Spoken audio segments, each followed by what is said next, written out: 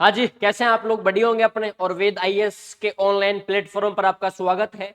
अपने पीएसआई की वैकेंसी आ चुकी है और पीएसआई की भर्ती को ध्यान में रखते हुए, विद्यार्थियों की मांग को भी ध्यान में रखते हुए अपने वेद आईएएस अकेडमी के द्वारा 25 जुलाई को मतलब अभी अपने 5-6 दिन बाद पीएसआई का सेमिनार आयोजित किया जा रहा है। तो हमने सोचा क्यों ना यूट्यूब के ऊपर कुछ कंटेंट पढ़ाया जाए आपको, ताकि आपकी भी डिमांड थी सर थोड़ा बहुत हमें हिस्ट्री के बारे में बताओ, हमको ये बताओ कि सर राजस्थान इतिहास से इतने प्रश्न आते हैं और इतने प्रश्न अब तक पूछे गए हैं। तो वो सारी बातें तो अपन बाद में कर लेंगे, लेकिन आज हम लोग राजस्थान का इतिहास पढ़ेंगे और इतिहास के बारे में आपको ये बताऊंगा कि यार राजस्थान इतिहास के इस पोर्शन से तो इतने प्रश्न पूछे जाते हैं और राजस्थान इतिहास के इस पोर्शन से अपने इतने प्रश्न पूछे जाते हैं। तो मतलब सिमिलर सिमिलर हम लोग बातें करेंगे, समानता वाली बातें करेंगे, ज्यादा कुछ आपको टेंशन देंगे नहीं। और हो सकता है तो आज हम लोग जो टॉपिक पढ़ेंगे अपने रिवोल्यूशन का, 1857 की क्रांति का जो आज टॉपिक पढ़ेंगे, उससे मैं आपको ये बता दूंगा कि यार ये टॉपिक हमको सबसे पहले पढ़ने चाहिए, इस टॉपिक से अपने इतने प्रश्न पूछे जाते हैं, मतलब संपूर्ण बातें आपको आगे देखने को मिल जाएंगी। ठीक है, तो आज आप अपने हेडिंग डालें राजस्थान का इतिहास। आज हम लोग क्या पढ़ेंगे भैया अपने? आज हम लोग पढ़ेंगे अपने राजस्थान का इतिहास। राजस्थान का इतिहास सर इंग्लिश में क्या बोलते हैं? हम सबको पता है कि history of Rajasthan, history of Rajasthan. तो राजस्थान के इतिहास हम लोग पढ़ेंगे। हालांकि 9-10 तक तो तुम सब लोगों ने राजस्थान के इतिहास देखा ही होगा। जिस जिस विद्यार्थी ने अपने 10th क्लास के बाद कोई साइंस ले लेता है, कोई अपने कॉमर्स ले लेता है, तो उसका फिर इतिहास से थोड़ा कनेक्शन बैठ नहीं पाता। लेकिन हम लोग राजस्थान के लोग हैं तो हमको तो इतिहास आना ही चाहिए। हमको इतिहास नहीं आएगा तो फिर आएगा किसको? तो सिंपली अगर एक शब्द यहाँ पे दे रखा है आपको इतिहास, एक शब्द आपको यहाँ दे रखा है, कौन सा? इतिहास। हम सबको पता है कि इतिहास का मतलब होता है अतीत। इतिहास का मतलब क्या होता है? इतिहास का सिंपल सा मतलब है अतीत। मैं कहूंगा यार कल कोई घटना घटी तो वो इतिहास है, वो अतीत है। चाहे कोई घटना 400 साल पहले की हो, चाहे कोई घटना 500 साल पहले की हो, चाहे वो घटना कल की हो, लेकिन घटना हमेशा इतिहास कहलाती है। बीता हुआ कल हमेशा इतिहास कहलाएगा। आज का जो कल चल रहा है वो अपने वर्तमान कहलाएगा। आगे आने वाले जितने भी कल होंगे वो अपने भविष्य कहलाएंगे। तो वर्तमान, भूतकाल, अतीत, ये सारी की सारी बातें आपको थोड़ी बहुत याद रखनी है। हिस्ट्री का मतलब होता है अतीत, बीता हुआ कल, बीती हुई घटना, बीती हुई 400 साल पहले का युद्ध, ये सारी बातें अपने इतिहास के अंदर आती हैं। आप लोगों ने एक इतिहासकार का नाम सुना होगा। एक इतिहासकार था, उस इतिहासकार का नाम था अपने मील। उस इतिहासकार का नाम क्या था अपने? उस इतिहासकार का नाम अपने मील था। एक मील नाम का इतिहासकार था, इंग्लैंड का रहने वाला था बेचारा इतिहासकार। कहता है कि मील एक दिन अपने 4-5 दोस्तों के बीच में मंडली बना के बैठा हुआ था और मील यूं ही बातें कर रहा था दोस्तों से।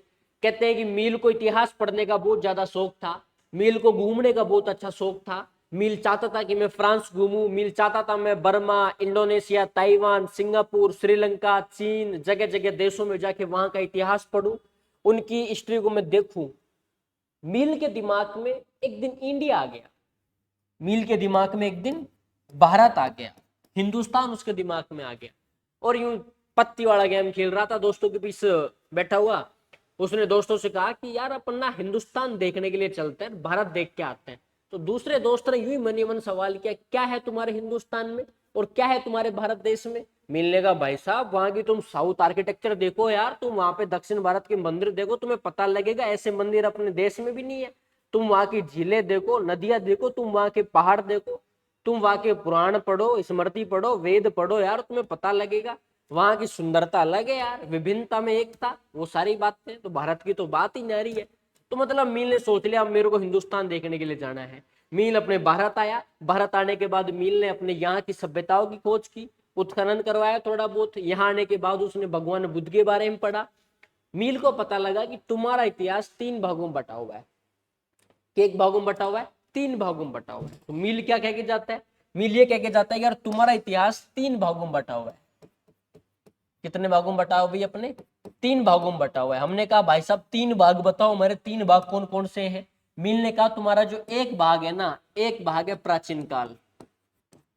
एक भाग कौन सा है तुम्हारा? एक भाग है प्राचीन काल।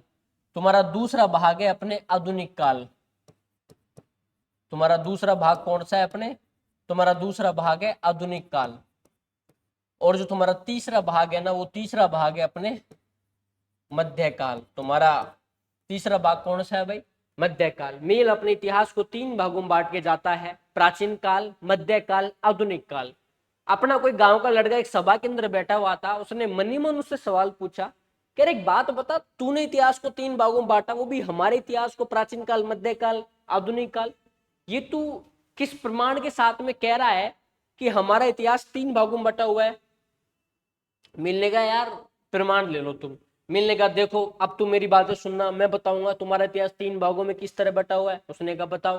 बोला मैं तुम्हारे सामने कुछ नाम ले रहा हूँ और उन नामों से तुम पहचान जाओगे कि हाँ यार वास्तव में तुम्हारा इतिहास 3 भागों में बटा हुआ है। देखो, राजेंद्र, राजराजेश्वर, मृच्छकटिकम, अशोक, चंद्रगुप्त, राजेंद्र। बोला ये थोड़े हिंदी संस्कृत टाइप के नाम है। इसका मतलब ये है कि जब हिंदुओं का राज था उसको कहा गया अपने प्राचीन काल। जब हिंदुओं का राज था क्या कहा उसको हम लोगों ने? उसको हम लोगों ने कह दिया प्राचीन काल। कि भाई साहब जब हिंदुस्तान के अंदर अपने हिंदू राज करते थे उसको हम लोगों ने प्राचीन काल कह दिया, जिसको हम लोग बोलते हैं एंशिएंट एरा। जिसको हम लोग क्या बोलते हैं अपने? एंशिएंट एरा, है ना। एंशिएंट एरा हम लोगों ने कहा। एक अपने आता है आधुनिक काल। उसने कहा देखो अब मैं कुछ नाम ऐसे लेता हूं कि अपने डेव डॉक्टरलोनी है, चार्ल्स मेटकॉफ है ना, कैप्टन लोट है, कैप्टन हार्डी है, कैप्टन पेनी है। ये थोड़े अंग्रेजी टाइप के नाम लग रहे हैं, ये थोड़े इंग्लिश टाइप के नाम लग रहे हैं। इसका मतलब जब अंग्रेजों का राज था उसको कहा गया हम लोगों ने आधुनिक काल, जिसको हम लोग बोलते हैं मॉडर्न एरा। हम लोगों ने क्या कहा उसको? आधुनिक काल हम लोगों ने कहा। एक अपने आता है मध्यकाल, जिसको हम लोग बोलते हैं मिडिवल। मध्यकाल के लिए उसने कहा देखो, इब्राहिम लोदी, महमूद लोदी, अकबर, अलाउद्दीन खिलजी, दारा, औरंगजेब, ये सारे के सारे अरबी फारसी टाइप के नाम है। इसका मतलब जब मुसलमानों का राज था उसको कहा गया हम लोगों ने मध्यकाल, जिसको हम लोग बोलते हैं मिडिवल। Medieval era. तो हम लोगों ने क्या जाना? प्राचीन काल का मतलब क्या होता है? प्राचीन काल का सिंपल सा मतलब होता है कि जब हिंदुओं का राज था उसको कहा हम लोगों ने प्राचीन काल। जब अपने अंग्रेजों का राज आया भारत के अंदर उसको कहा हम लोगों ने आधुनिक काल। जब भारत के अंदर अपने मुसलमानों का राज आया उसको कहा हम लोगों ने मध्यकाल। तो आपसे कोई पूछे कि प्राचीन काल का मतलब क्या होता है? बोला सर जब हिंदुओं का राज था, जब सर हिंदुओं का राज था उसको कहा गया अपने प्राचीन काल। सर जब अंग्रेजों का राज अपने भारत में आ चुका था उसको कहा गया अपने आधुनिक काल। सर जब मुसलमान भारत के अंदर आ चुके थे, जब मुसलमानों का राज अपने भारत में स्थापित हो चुका था उसको कहा गया हम लोगों ने मध्यकाल। तो याद रहेगी बातें। अब मेरी बात सुनना, राजस्थान के इतिहास को हम लोगों ने ये बातें पढ़ी कि सर आपने हमको ये बातें बताया कि सर इतिहास का मतलब होता है अपने अतीत, मतलब बीता हुआ कल, बीती हुई घटना अपने क्या कहलाता है? वो इतिहास कहलाती है। अगला मैंने कहा सर इतिहासकार कौन था जो अपने राजस्थान के इतिहास को 3 भागों में बांट के जाता है? मैंने कहा कि भाई साहब अपने एक कोई मील नाम का इतिहासकार था, गोरा आदमी था, घूमने का शौक था, इतिहास पढ़ने का शौक था, नया नया टाबर था, नया नया जोश था। अपने हिंदुस्तान आता है, यहाँ की सभ्यता को देखता है, अपने साउथ आर्किटेक्चर देखता है, दक्षिण भारत के मंदिर देखे, झीलें देखी, पहाड़ देखे, नदियां देखी। इसने कहा भाई साहब तुम्हारा इतिहास 3 भागों में डिवाइड है। बोला कौन कौन से 3 भागों में? बोला प्राचीन काल। प्राचीन काल का मतलब जब हिंदुओं का राज था उसको कहा गया प्राचीन काल। जब अंग्रेजों का राज आया उसको कहा गया आधुनिक काल। जब मुसलमानों का राज आया उसको कहा गया मध्यकाल। मील ये कहना चाहता है कि तुम आधुनिक तब हुए जब अंग्रेज आए। तुम लोगों ने पेंट पहनना अगर कहीं सीखी है ना, तो भाई साहब तुम्हें पेंट पहनना भी अंग्रेजों ने सिखाई है, हमने सिखाई है। वरना तुम्हें नहीं आता था पेंट पहनना। बोला तुम्हें चाय पीना किसने सिखाई? अंग्रेजों ने। यहां तक कि मुझे तो बेहद बुरा लगता है जब कोई कहता है कि अंग्रेज बेईमान थे, अंग्रेज गद्दार थे। मान लिया कि 13 अप्रैल 1919 को जलियांवाला बाग हत्याकांड के अंदर जनरल डायर ने फायरिंग कर दी जिसमें 350 लोग मारे गए। ओपी सलाख ने तो कहते हैं कि 1000 लोग मारे गए थे। लेकिन उस एक हत्याकांड से हम किसी भी क्रूर आदमी को क्रूर साबित नहीं कर सकते। हो सकता है उसमें भी कुछ ऐसी बातें होंगी जो कहीं ना कहीं भारतीयों गलती हो। लेकिन मुसलमानों ने 1567 के युद्ध में अकबर जब 30,000 लोगों के कत्लेआम कराता है, सारे हिंदुओं को टपका देता, मार देता है, तब हम लोग नहीं कहते कि अकबर गंदा था। हम लोग तो इतिहास के अंदर अकबर को महान करके पढ़ाते हैं। ये मैं इसलिए बता रहा हूँ क्योंकि हम लोग आज राजस्थान इतिहास की पहली क्लास है, तुम्हें पता होना चाहिए कि कौन कौन सी बातें गलत है, कौन कौन सी बातें सही है। ट्रेन अगर किसने चलाई? अंग्रेजों ने चलाई। आज फोन पे तुम बात कर लेते हो, बाबू सोना से बात कर लेते हो, पापा मम्मी से बात कर लेते हो, कहीं जाना होता है तुरंत कैब करके चले जाते हो। ऑनलाइन सिस्टम जो चलाया सारा का सारा अंग्रेजों के द्वारा स्टार्ट किया गया था। मुझे तो लगता है अंग्रेज अगर 2000 या फिर 1998 तक भी रहते ना तो भी हमारे अंदर लक्षण थोड़े ठीक ठाक तो आ ही जाते, है ना। तो बस आप तो इतनी सी बातें याद रखनी है। मील नाम का इतिहासकार था, उसने 3 भागों में बांटा, प्राचीन काल, मध्यकाल, आधुनिक काल। अब हम लोग पढ़ेंगे कि प्राचीन काल के अंदर, अपने प्राचीन काल के सिलेबस में कौन कौन सी चीजें ऐड कर रखी है। प्राचीन काल के अंदर देखना, प्राचीन काल के अंदर एक टॉपिक आता है सभ्यता। कौन सा टॉपिक दे रखा है तुम्हें? सभ्यताएं। अब सभ्यताओं के अंदर एक सभ्यता अपने कालीबंगा दे रखी है, एक सभ्यता अपने आहार दे रखी है, एक सभ्यता अपने बैराट दे रखी है, एक सभ्यता अपने गणेश्वर दे रखी है। उसके बाद एक अपने टॉपिक आता है यहां से जनपद वाला। एक टॉपिक कौन सा आता है भाई? एक टॉपिक अपने आता है जनपद भी पूछा जाता है, और एक अपने पुरातात्विक स्रोत पूछा जाता है। एक कौन सा पूछा जाता है भाई? अपने पुरातात्विक स्रोत वाला टॉपिक भी हमसे पूछ लिया जाता है। तो मतलब प्राचीन काल से एक तो सभ्यताएं पूछते हैं, जो कालीबंगा, आहट, बैराट, गणेश्वर, ये पूछा जाता है। जनपद वाला टॉपिक इसमें पूछा जाता है। एक पुरातात्विक स्रोत अपने पूछे जाते हैं। तो सभ्यताएं हमको पढ़नी है, मतलब सभ्यता एक तरह से पुरातात्विक स्थल तुम बोल सकते हो। तो पुरातात्विक स्थल का जब टॉपिक हम लोग पढ़ेंगे, उसके अंदर ये पूरा टॉपिक हम लोग पढ़ लेंगे। एक और खास बात बताऊं, प्राचीन काल से हर एग्जाम के अंदर क्वेश्चन पूछे जाते हैं 2 से 3, 2 से 3 प्रश्न तो इस प्राचीन काल वाले टॉपिक से पक्के ही पक्के पूछे जाएंगे। एक और बात बताऊं, प्राचीन काल 5 से 6 क्लास में खत्म हो जाता है।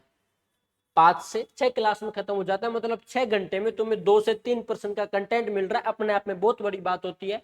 जब इंडियन हिस्ट्री पढ़ते हैं, जब भारतीय प्राचीन इतिहास पढ़ते हैं, जब पोथे बढ़ते हैं कम से कम 2 का मतलब 200 तो पोथे बढ़ते हैं भाई साहब। प्राचीन काल के अंदर सवाल पूछते हैं 1, और जब राजस्थान का प्राचीन इतिहास पढ़ते हैं तब पन्ने बढ़ते हैं 6, और यहाँ से सवाल कितने निकल के आते हैं? 2 से 3। इसके पीछे रीजन है, क्योंकि राजस्थान की भर्तियों में राजस्थान का इतिहास ज्यादा पूछा जाएगा, ना कि भारत का इतिहास। कभी कभी सिस्टम थोड़ा सा गड़बड़ा जाता है, लेकिन अक्सर नहीं गड़बड़ाता। जब तुम भारत का मध्यकालीन इतिहास पढ़ते हो, जब तुम पन्ने पढ़ते हो 60, और जब तुम राजस्थान का मध्यकालीन इतिहास पढ़ते हो तब तुम पन्ने पढ़ते हो 150 से 200। इसका मतलब राजस्थान लड़ाइयों में हमेशा आगे था। भारतीय इतिहास थोड़ा कम पढ़ने को मिलता है। जब राजस्थान के इतिहास पढ़ते हैं तो महाराणा प्रताप बिना अकबर के कंप्लीट नहीं होते। अपने अगर कोई राव रतन सिंह है, वो बिना अलाउद्दीन खिलजी के कंप्लीट नहीं होते। जब हम लोग इंडियन मीडियल पढ़ते हैं, जब भारतीय मध्यकालीन इतिहास पढ़ते हैं, वहां पे तुम यार अकबर को बिना महाराणा प्रताप के कंप्लीट कर देते हो। वहां तुम अलाउद्दीन खिलजी को बिना राव रतन सिंह के कंप्लीट करके रख देते हो।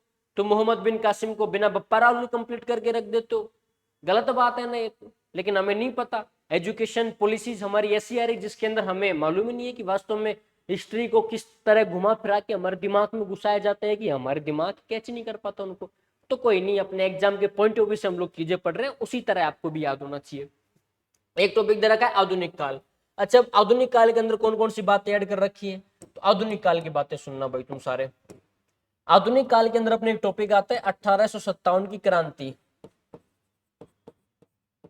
1857 की क्रांति अपने एक टॉपिक आता है। एक टॉपिक अपने आता है किसान आंदोलन। एक टॉपिक कौन सा आता है अपने? एक टॉपिक अपने आता है किसान आंदोलन। एक टॉपिक अपने पूछा जाता है जनजातीय आंदोलन। एक टॉपिक कौन सा पूछा जाता है अपने? जनजातीय आंदोलन। और एक पूछा जाता है अपने प्रजामंडल। एक पूछा जाता है अपने एकीकरण। एक आता है अपने समाचार पत्र। एक कौन सा आता है? समाचार पत्र। और एक अपने पूछा जाता है भाई, छोटा सा टॉपिक है, स्वतंत्रता सेनानी। स्वतंत्रता सेनानी वाला टॉपिक भी अपने पूछ लिया जाता है। मैं अगर बात मध्यकाल की करूं तो मध्यकाल के अंदर हम लोग गुहिल वंश पढ़ते हैं। मध्यकाल के अंदर हम लोग अपने गुहिल वंश पढ़ते हैं। एक हम लोग अपने राठौड़ वंश पढ़ते हैं। एक हम लोग अपने कछवाहा वंश पढ़ते हैं।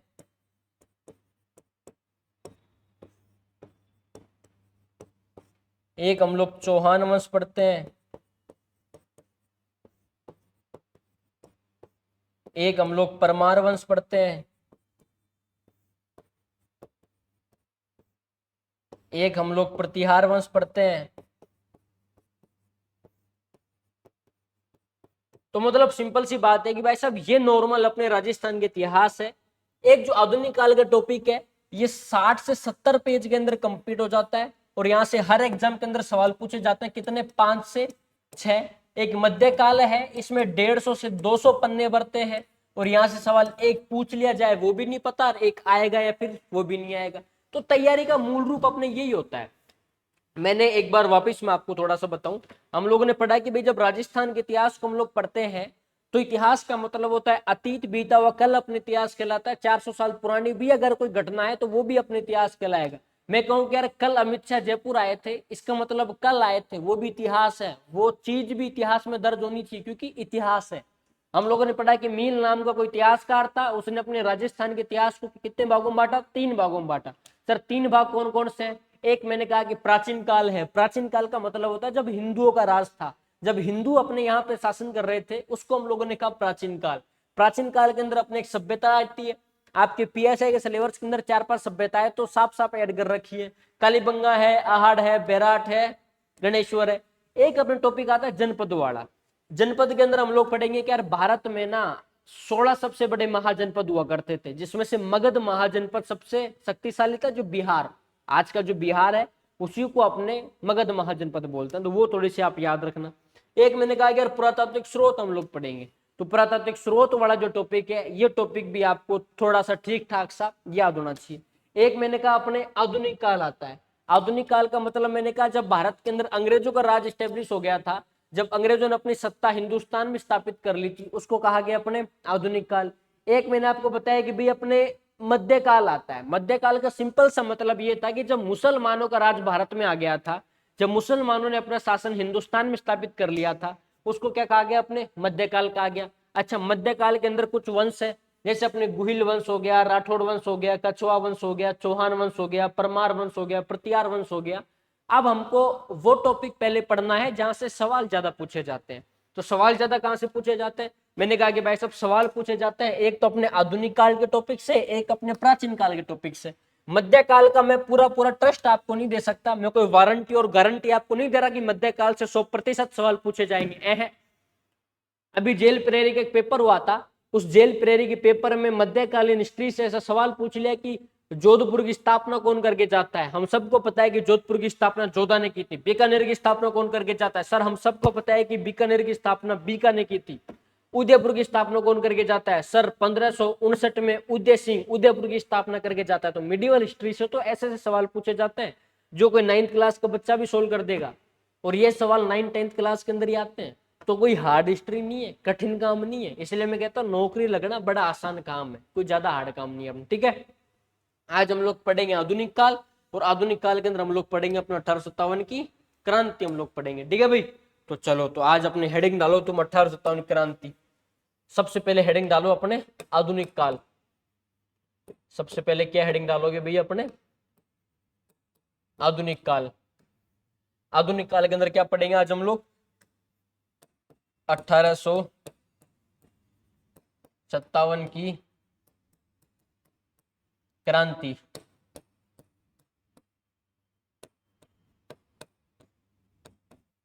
रिवॉल्यूशन ऑफ 1857, रिवॉल्यूशन ऑफ 1857 मतलब 1857 की क्रांति हम लोग पढ़ेंगे। ठीक है ना भाई, बोलते बोलते थोड़ा सा गले में पैन हो जाता है तो पानी पीना पड़ता है।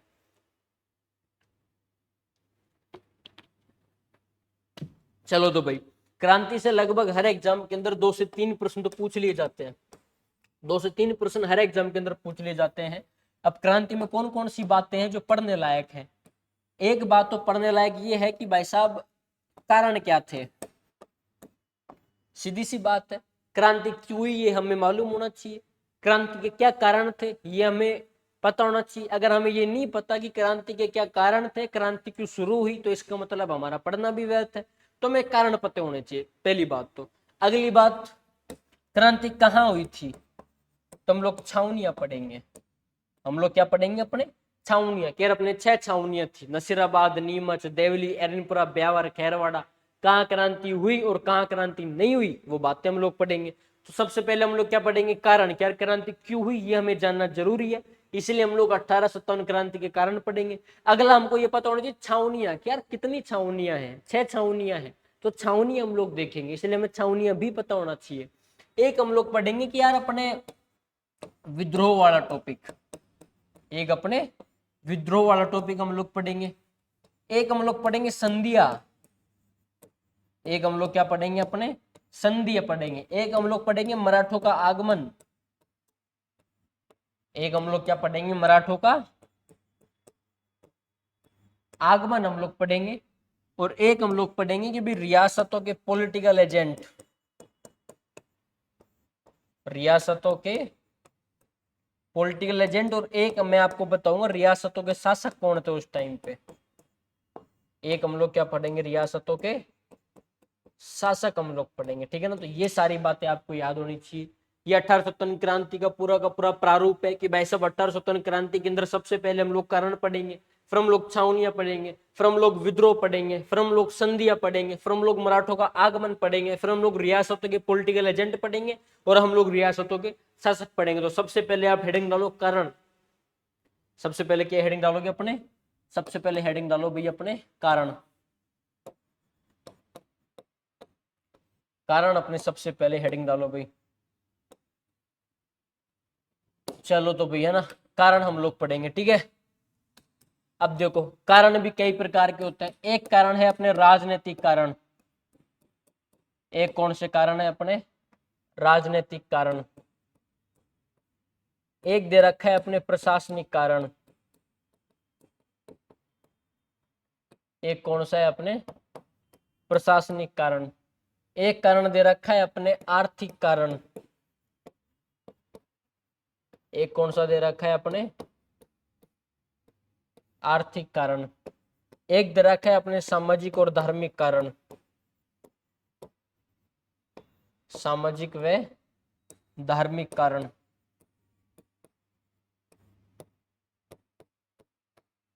एक दे रखा है अपने साहित्यिक कारण, एक कौन सा दे रखा है, अपने साहित्यिक कारण। एक कारण हम लोग पढ़ेंगे यार अपने सैनिक कारण, एक कौन सा पढ़ेंगे, अपने सैनिक कारण हम लोग पढ़ेंगे। और अगला जो अंतिम कारण पढ़ेंगे वो पढ़ेंगे तात्कालिक कारण।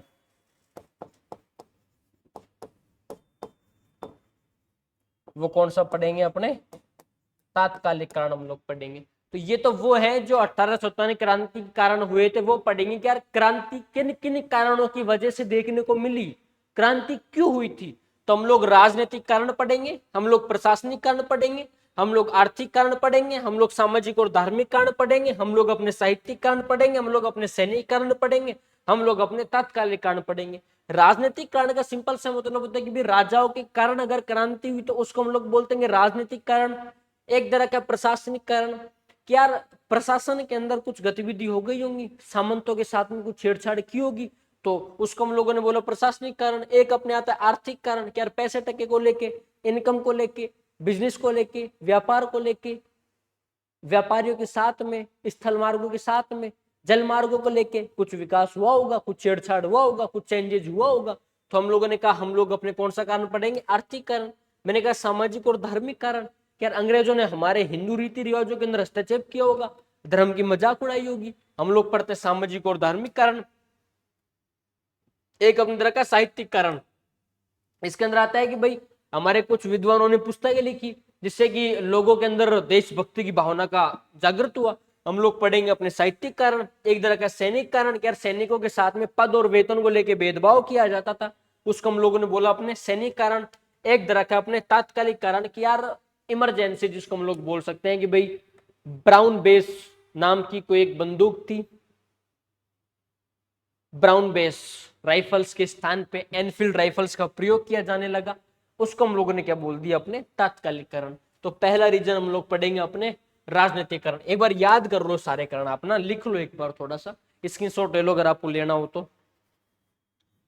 चलो भाई, पहला अपने राजनीतिक, प्रशासनिक, आर्थिक, सामाजिक, धार्मिक, साहित्यिक, सैनिक और अपने तात्कालिक। तो अपने हेडिंग डालो राजनीतिक कारण। हेडिंग कौन सी डालोगे भैया अपने? राजनीतिक कारण। राजनीतिक कारण।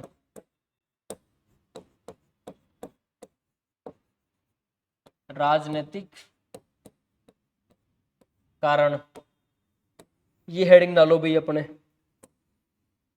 ठीक है।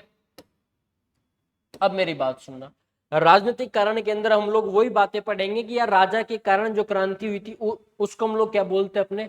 राजनीतिक कारण। मैं छोटी सी बात आपको बताऊंगा, अपने भारत के अंदर सबसे पहले अगर पहला अटैक कोई हुआ था, सिंध पे हुआ था। पहला अटैक कौन सा हुआ था अपने? पहला अटैक सिंध पे हुआ था। पहला अटैक अपने सिंध पे हुआ था। सिंध भारत का पहला स्थान है, सिंध भारत का पहला क्षेत्र है, सिंध भारत की पहली सीमा है। यहाँ पे पहला अटैक करने वाला आदमी था मोहम्मद बिन कासिम। क्या नाम था उसका? उसका नाम था मोहम्मद बिन कासिम। अच्छा एक और बात बताओ, मोहम्मद बिन कासिम अपने अरब था। मोहम्मद बिन कासिम कौन था अपने? मोहम्मद बिन कासिम अरब था। इसने अटैक किया था 712 में। कब अटैक किया था? 712 में। इस टाइम पे यहाँ का राजा दाहिर हुआ करता था। इसका मतलब सबसे पहले भारत में कौन आए? अरब आए। अरबों के बाद भारत में तुर्क आए। तुर्कों के बाद भारत में मुगल आए। मुगलों के बाद भारत में मराठे आए। और मराठों के बाद भारत में अंग्रेज आए।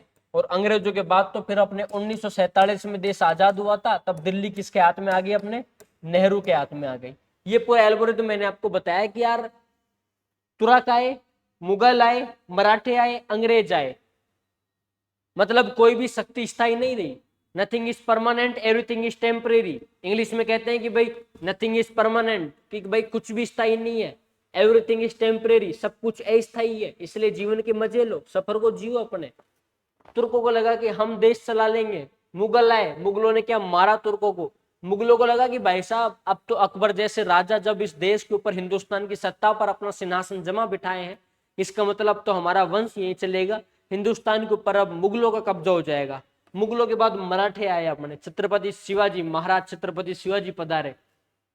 उसके बाद अपने अंग्रेज आते हैं। इसका मतलब कोई भी वंश का उदय तब होता है जब किसी दूसरे वंश का पतन होता है।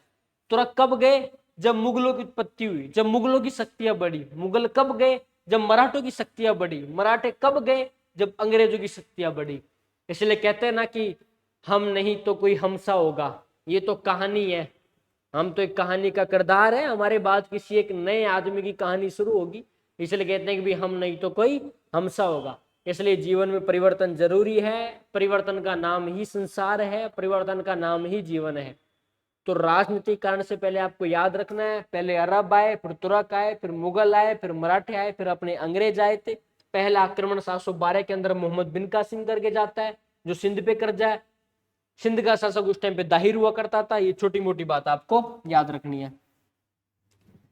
तो याद हो गया, सबसे पहले कौन आए थे? अरब, फिर कौन आए? मराठे, फिर कौन आए? तुर्क, फिर कौन आए? मुगल, फिर कौन आए? अंग्रेज आए थे। अब मेरी बात सुनना, राजनीतिक कारण के अंदर अंग्रेजों की कुछ शर्तें थी। पहली शर्त तो ये थी, पॉलिटिकल एजेंट उत्तराधिकारी मामलों में हस्तक्षेप करते थे। पॉलिटिकल एजेंट उत्तराधिकारी मामलों में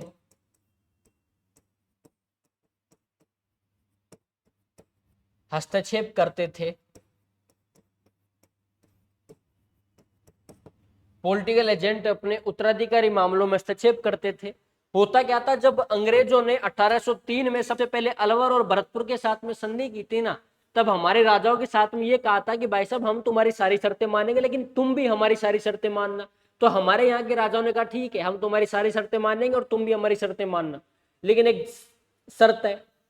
हमारे राजाओं ने कहा कौन सी शर्त है? बोला हमारा जो पॉलिटिकल एजेंट होगा ना, वो हमारे आंतरिक मामलों में कोई हस्तक्षेप नहीं करेगा, उत्तराधिकारी मामलों में हस्तक्षेप नहीं करेगा। अंग्रेजों ने कहा ठीक है, हमें एक्सेप्ट है, हम नहीं करने देंगे, कुछ नहीं होगा। लेकिन अंग्रेजों ने कहा हमारी भी शर्त है। बोलो बताओ। बोलो तुम्हारी सेना हटा दो, अब नई सेना हम बनाएंगे, तुम्हारे राज्यों की सुरक्षा हम करेंगे। तो अंग्रेजों की शर्तें हमारे राजाओं ने मान ली और राजाओं की शर्तें अंग्रेजों ने मान ली।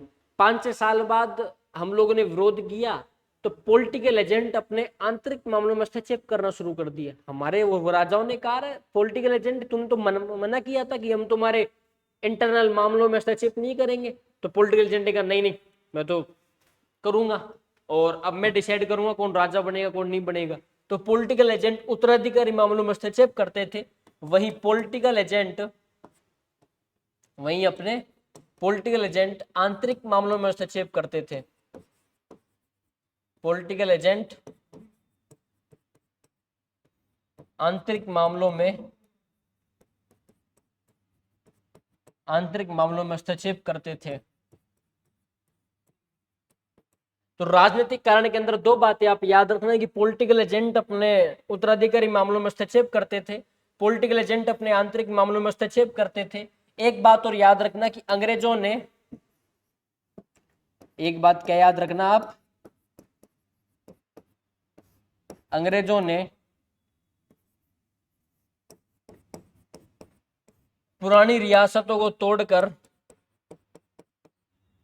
अंग्रेजों ने पुरानी रियासतों को तोड़कर नई रियासतों का निर्माण किया। अंग्रेजों ने पुरानी रियासतों को तोड़कर नई रियासतों का निर्माण किया।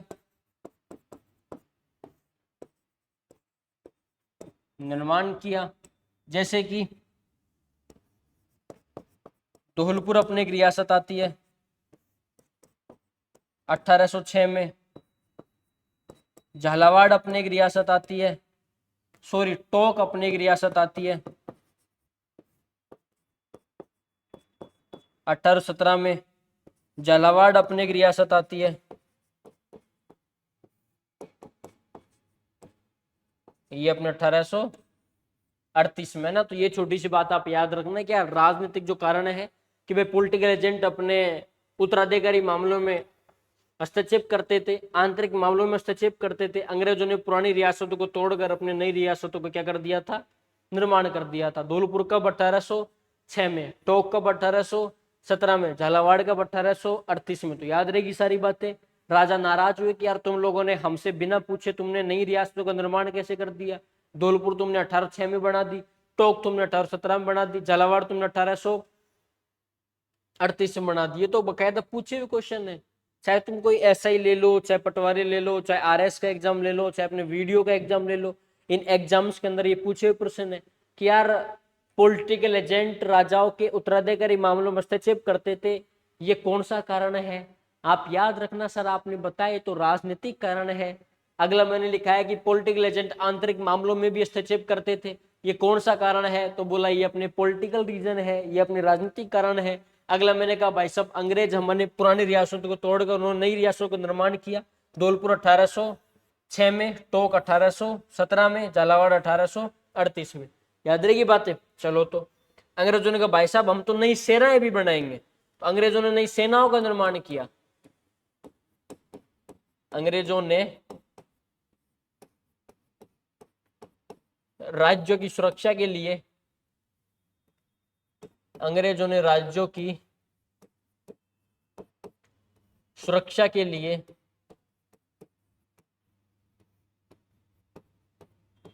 नई सेनाओं का निर्माण किया।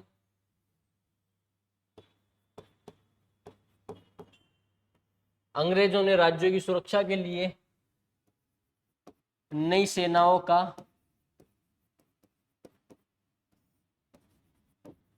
निर्माण किया। अब नई सेनाएं कौन कौन सी है, नई सेनाएं सुनना आप। जैसे कि अपने एक सेना आती है कोई 1822 के अंदर, 1822 में दो सेनाएं थी। एक सेना का नाम था अपने कोटा कंटिंजेंट, एक सेना का नाम क्या था भाई अपने कोटा कंटिंजेंट। ये जो कोटा कंटिंजेंट है ये अपने देवली के अंदर एक बटालियन हुआ करती थी। एक अपने आती है मेरवाड़ा बटालियन, मेरवाड़ा बटालियन, ये अपने ब्यावर की एक बटालियन थी। इसका मतलब है कि सर 1822 के अंदर अंग्रेज अपने दो रियासतों का गठन करके जाते हैं। ठीक है, ये बात आप याद रखना।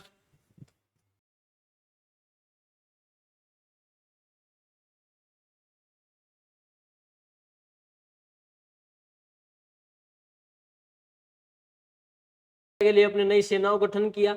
1822 के अंदर मैंने आपको दो बताई, एक का नाम मैंने आपको बताया कोटा कंटिजेंट और एक मैंने आपको बताया मेरवाड़ा बटालियन। मैंने कहा कोटा कंटिजेंट अपने देवली में थी और मेरवाड़ा बटालियन अपने ब्यावर के अंदर थी। ये दोनों एग्जाम के अंदर पूछी हुई है कि भाई कोटा कंटिजेंट कब गठित की गई थी, आप याद रखना सर 1822 में की गई थी। सर कोटा कंटिजेंट कहाँ मुख्यालय था, आप याद रखना सर देवली के अंदर इसका मुख्यालय था। आपसे के पूछ ले कि सर मेरवाड़ा बटालियन कब गठित की गई थी, आप याद रखना सर 1822 में की गई थी। आपसे के पूछ ले मेरवाड़ा बटालियन का मुख्यालय कहाँ था, आप याद रखना सर अपने ब्यावर के अंदर इसका मुख्यालय था। ठीक है, चलो तो भाई आगे चलने से पहले थोड़ा पानी पी ले।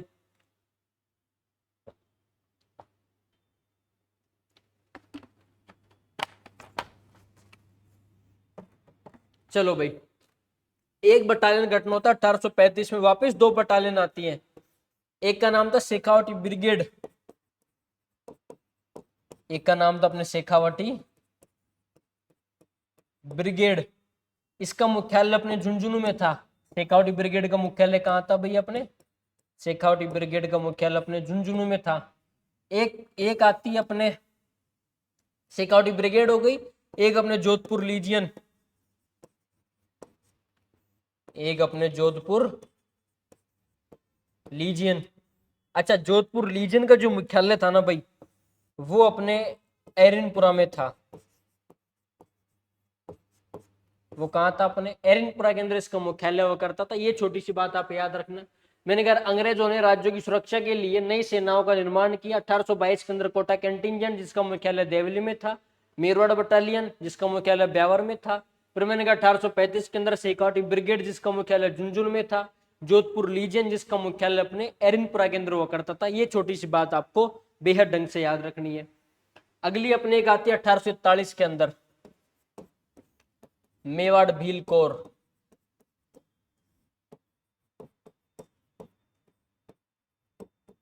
इस मेवाड़ भील कोर का मुख्यालय अपने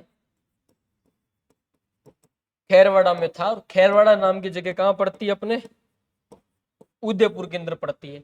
ये छोटी मोटी बातें मैंने अब तक आपको बताई। एक कारण अपना कंप्लीट हो गया, राजनीतिक कारण। तो अब तक हम लोगों ने क्या पढ़ा, मैंने सबसे पहले आपको बताया कि भाई अपने इतिहास का मतलब होता है अतीत। मैंने कहा एक मील नाम का इतिहासकार था, वो अपने इतिहास को 3 भागों में बांट के जाता है, प्राचीन काल, आधुनिक काल, मध्य काल। प्राचीन काल के अंदर अपने सभ्यताएं आती हैं, कालीबंगा, आहाड़, बैराट, गणेश्वर, जनपद और स्रोत।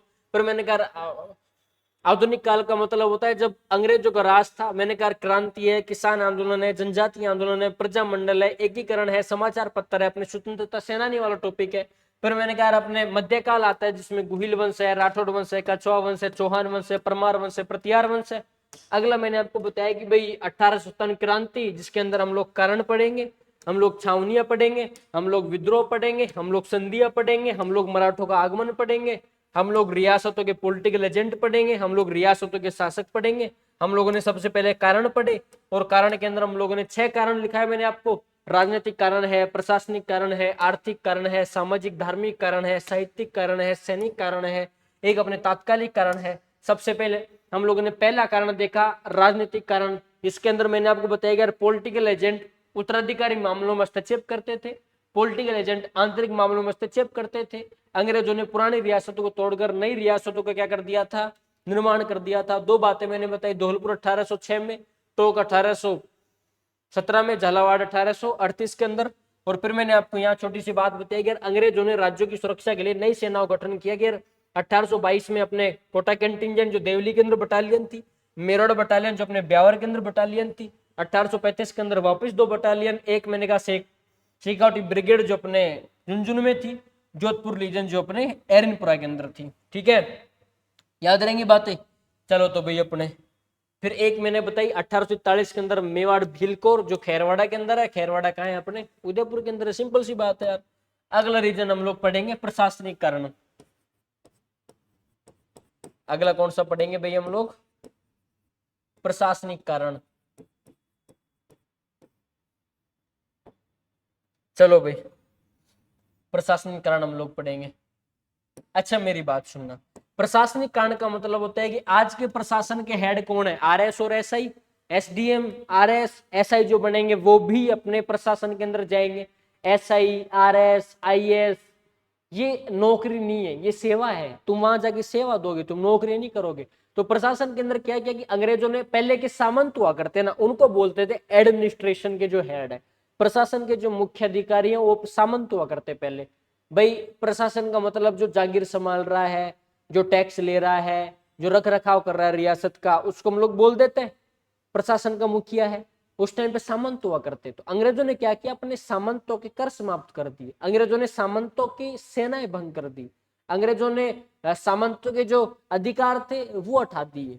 तो अब बातें पढ़ेंगे भाई, कौन कौन सी बातें इसके अंदर ऐड दे रखी है। पहली बात तो ये थी, सामंतों के विशेष अधिकार समाप्त कर दिए, सामंतों के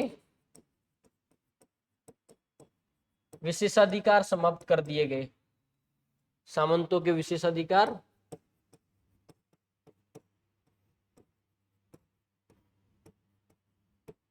समाप्त कर दिए गए।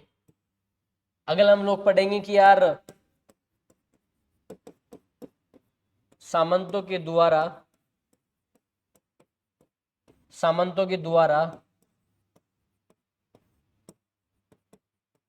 लिया जाने वाला कर समाप्त कर दिया, सामंतों के द्वारा लिया जाने वाला कर समाप्त कर दिया। तीसरा लिखो अपने, सामंतों की सेनाएं भंग कर दी, सामंतों की सेनाएं भंग कर दी।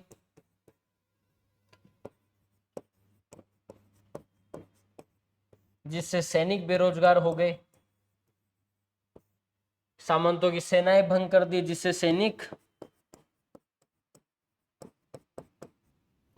बेरोजगार हो गए। तो 3 पॉइंट इसके अंदर पढ़ेंगे कि यार सामंतों के विशेष अधिकार समाप्त कर दिए गए, सामंतों के द्वारा लिया जाने वाला कर समाप्त कर दिया गया, सामंतों की सेनाएं भंग कर दी गई जिससे कि अपने सारे के सारे सैनिक बेरोजगार हो गए थे। तो प्रशासनिक कारण के अंदर आपको यही बातें लिखनी है कि यार सामंतों के विशेष अधिकार समाप्त कर दिए, सामंतों के द्वारा लिया जाने वाला कर समाप्त कर दिया, सामंतों की सेनाएं भंग कर दी जिससे अपने सारे के सारे सैनिक बेरोजगार हो गए थे। अगला पॉइंट अपने आता है सर आर्थिक कारण। अगला पॉइंट कौन सा आता है अपने पास में सर, आर्थिक कारण हम लोग पढ़ेंगे।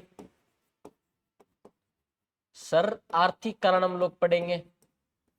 तो आर्थिक कारण के अंदर देखना भाई, आर्थिक कारण में 3 पॉइंट याद रखना। एक पॉइंट अपने आता है व्यापार, एक पॉइंट अपने आता है कृषि, और एक पॉइंट अपने पास में आता है आर्थिक के अंदर व्यापार हो गया, कृषि हो गया, उद्योग। अब मेरी बात सुनना, अंग्रेजों ने व्यापारिक मार्गों का निर्माण किया जिससे कि हमारे सारे के सारे व्यापारी ब्रिटिश भारत चले गए। अंग्रेजों ने क्या किया कि भाई साहब राज्यों की सुरक्षा के लिए बहुत ज्यादा धन लेने लगे, राजाओं ने टैक्स बढ़ा दिया, हमारे किसानों ने आंदोलन शुरू कर दिए। उद्योग, अंग्रेजों के ब्रिटिश उद्योग के कारण, ब्रिटिश माल की दिक्कत के कारण हमारे जितने भी उद्योग धंधे थे सारे बंद हो गए। तो हम लोग क्या पढ़ेंगे, अपने औद्योगिकरण हम लोग पढ़ेंगे। कृषि वाला टॉपिक हो गया, व्यापार टॉपिक हो गया। आर्थिक कारण के अंदर बस 3 पॉइंट आप याद रखना, व्यापार, कृषि और अपने उद्योग। अगला कारण अपने पास में आता है सैनिक कारण, हम लोग पहले देख लेते हैं, फिर सामाजिक और धार्मिक कारण। कौन सा पढ़ेंगे अगला, सामाजिक और धार्मिक कारण। सामाजिक व धार्मिक कारण।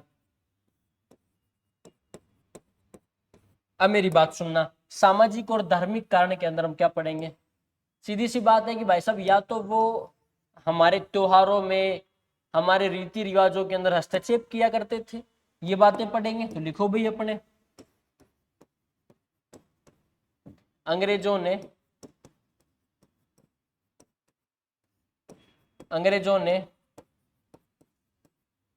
हमारे रीति रिवाजों में हस्तक्षेप करना शुरू किया, हमारे रीति रिवाजों में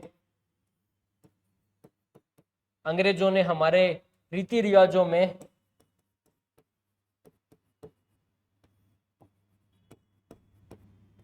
हस्तक्षेप करना शुरू किया।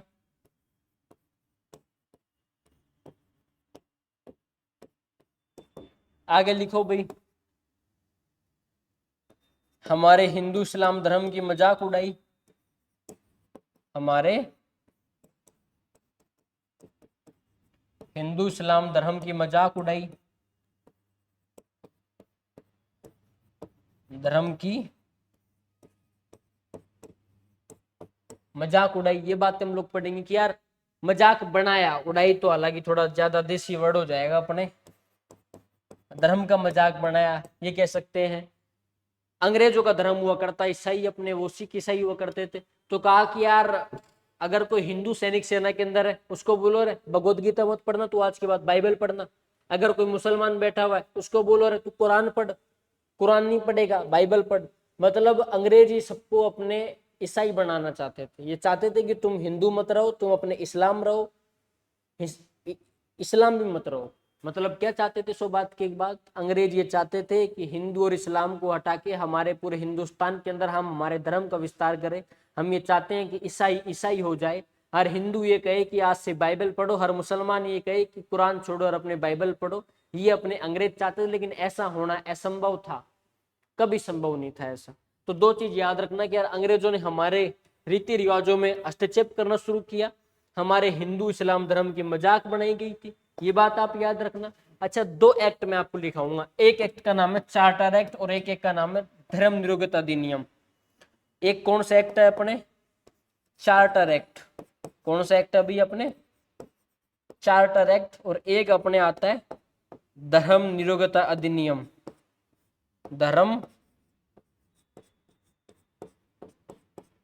निरपेक्षता अधिनियम, धर्म निरपेक्षता अधिनियम। ये एक्ट आया था 1813 में और ये एक्ट आया था 1856 में। ठीक है, तो दोनों एक्ट आपको एकदम ढंग से याद रखने हैं। ठीक है,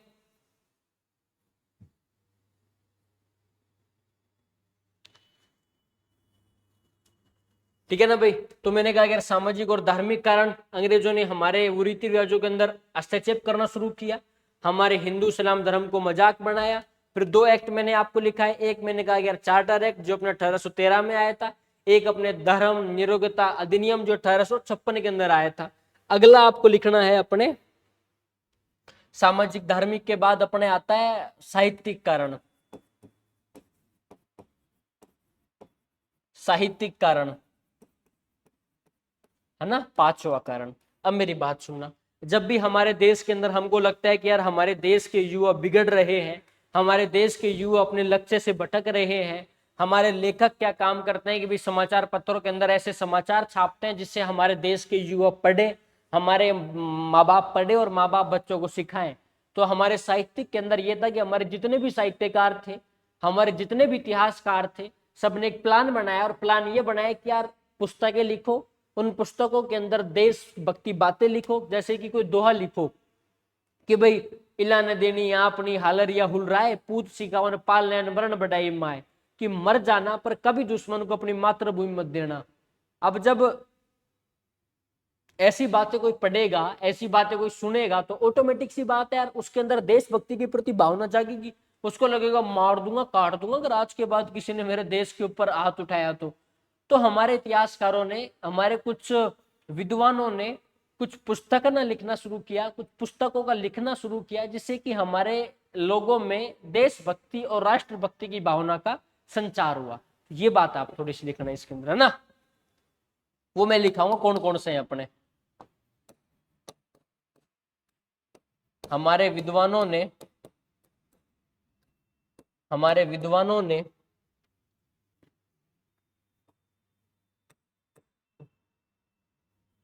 हमारे विद्वानों ने पुस्तकों के माध्यम से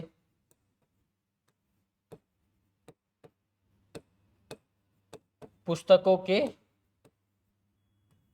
माध्यम से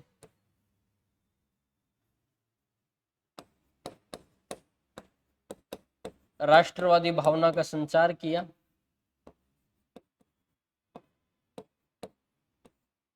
राष्ट्रवादी भावना का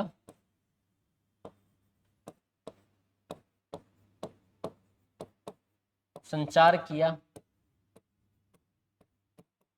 अब पुस्तकें देखना, अपने एक पुस्तक आती बाकी दास जी की, अपने बाकी दास जी की पुस्तक लिखे जाते हैं, आयो अंग्रेज मुल्क रे ऊपर,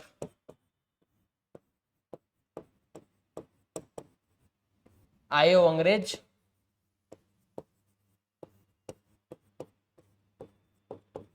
मुल्क रे ऊपर। अपने एक सूर्यमल जी हैं, सूर्यमल जी एक पुस्तक लिख के जाते हैं वीर सतसई। क्या लिख के जाते हैं भाई अपने? वीर सतसई। वीर सतसई नाम की पुस्तक के अंदर 700 दोहे हुआ करते थे। एक मैंने आपको बताया कि आयो अंग्रेज मुल्क करो ऊपर, कि भाई साहब ये कहना चाहता है कि बाकीदास जी कह रहे हैं पुस्तक के माध्यम से कि अंग्रेज हमारे मुल्क मतलब देश, कि हमारे देश के ऊपर अंग्रेज आ चुके हैं। अगर तुम लोगों ने समय के साथ अंग्रेजों को नहीं भगाया तो तुम्हें बहुत ज्यादा नुकसान झेलना पड़ सकता है। इसलिए हम लोगों ने कहा कि आयो अंग्रेज मुल्क करो ऊपर, और वीर सतसई नाम के दोहे, जिसमें 700 दोहे लिख रखे हैं कि भाई सूत मरियो हित देश में, हर क्यों बंधु समाज माने, हर की जन्म दे जतरी हर की आज। ये भी एक दोहा है, देशभक्ति नाम का दोहा है कि सूत मरियो हित देश में, हर क्यों बंधु समाज। कि माँ कह रही है कि मेरे जब तू जन्म दिया था मैं तब इतनी खुश नहीं हुई थी, मैं खुश अब हुई हूँ कि जब मेरा लाल, मेरा पुत्र मातृभूमि के प्रति रक्षा करता हुआ मारा गया। तो ऐसे ऐसे दोहे यार जब बुकों के अंदर लिखेंगे तो हमारे रोंगटे यूं ही खड़े हो जाएंगे भाई साहब इतिहास को सुन के। तो ठीक है, तो अपने साहित्यिक कारण के अंदर बस ये बात याद रखनी, हमारे विद्वानों ने पुस्तकों के माध्यम से राष्ट्रवादी भावना का संचार किया। जैसे कि बाकी दास जी की पुस्तक है आयो अंग्रेज मुल्क करो ऊपर, एक मैंने आपको सूर्यमल जी की पुस्तक बताई अपने वीर सतसई। ठीक है, याद रहेगी बातें। चलो तो भाई अगला कारण अपने पास में आता है छठा, सैनिक कारण। अगला कारण कौन सा आता है भाई अपने पास? अगला कारण अपने पास में आता है सैनिक कारण। अब सैनिक कारण के अंदर आप देखना, सैनिक कारण के अंदर हम लोग ये पढ़ेंगे यार सैनिकों के साथ में पद व वेतन को लेकर भेदभाव किया जाता था। ऐसे लिखो, भारतीय सैनिकों के साथ में, भारतीय सैनिकों के साथ, भारतीय सैनिकों के साथ पद व वेतन को लेकर, पद व वेतन को लेकर भेदभाव किया जाता था, भेदभाव किया जाता था। ये छोटा सा याद रखना। एक अगला कारण मैं आपको लिखाऊंगा, तात्कालिक कारण। अगला कारण कौन सा पढ़ेंगे हम लोग? तात्कालिक कारण। और तात्कालिक कारण के अंदर आप सारे लिखना कि भाई अपने लॉर्ड कैनिंग ने, लॉर्ड कैनिंग ने ब्राउन बेस के स्थान पर ब्राउन बेस राइफल्स के स्थान पर, ब्राउन बेस राइफल्स के स्थान पर न्यू एनफील्ड राइफल्स का प्रयोग करना शुरू किया। न्यू एनफील्ड राइफल्स का प्रयोग करना शुरू किया, राइफल्स का प्रयोग करना